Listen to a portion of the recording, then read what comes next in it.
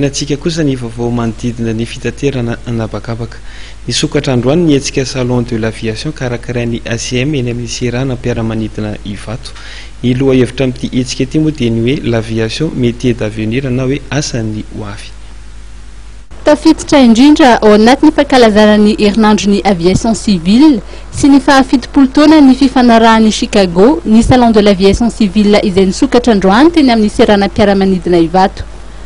Raha ny voalazan'ny tale général'ny ACM dia natao indrindra mba ampafantarina ny be sy ny maro indrindra ny tanora ny sehatry ny aviation ny hetsika, natao ihany koa hifanankalozan-kevitra mba ahafahana mijery lavitra.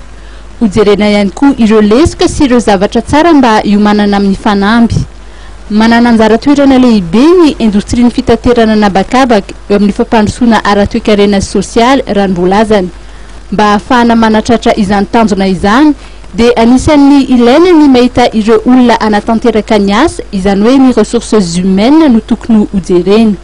Miompana raha teo amin'ny hoe aviation métier d'avenir ny hetsika izay maharitra roa andro.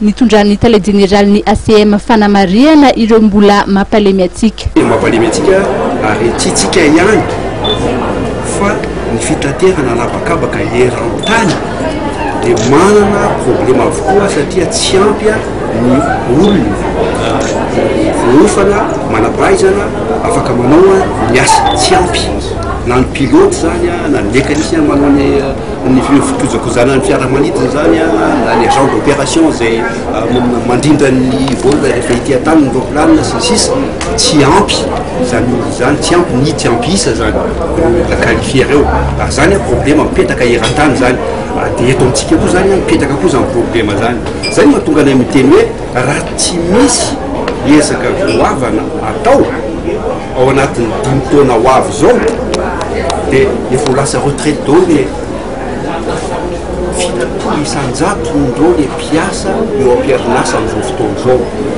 zany hoe be dia be dia tsy maintsy ho formena mandritra ny fotoana 5 taona ho avy io.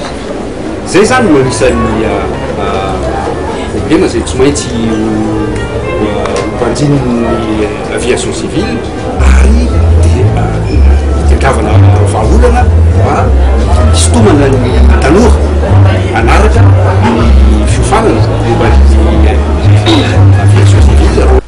Ny avion nivon'ny OACI dia nanamafy fa efa nisy ny ezaka nataon'i Madagasikara ka mihoatry ny 750 isan-jato ny fampiarana ireo mesures correctives.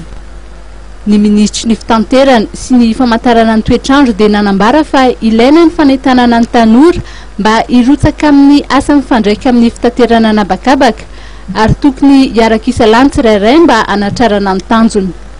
Mikasika ny kompania mpitaterana Air Madagascar dia nambarany fa isy ny fanavozana ireo fiaramanidina na ny renouvellement na flotte mialohan'ny faran'ny taona. Ny ministra manjakana misana ny fampitaovana ny fotodrafitrasa sy ny fanajariana ny tany dia nanamafy ihany koa fa zava-dehibe ny antsoina hoe connectivité aérienne ary tokony samy hitondra ny anjara birikiny mba hitondra any amin'ny fampandrosoana ny tsirairay. Manamboninahitra civil sy miaramila maro no nanotrona ny nanona-panokafana androany. Ankoatra ireo trano efa maro sy ny lobarandasy ary ny visite d'avion dia nanamarika ny hetsika ihany koa ny baptême de l'air ka anisan'ireo nisitraka izany ny mpianatra misa 12 avy amin'ny collège Bintso. Faly be mihitsiny dia faly be mihitsiny satria collège ny tena nisorako tamin'io découverte sy connaissance io nafinaritra be. Tsy matahotra mihitsy. Inona tena nafinaritra tanatin'izay? Mahita ny chance ny tambary eny ambony eny. Mitohatra amin'ny raha pitsy moa ny hetsika salon de l'aviation.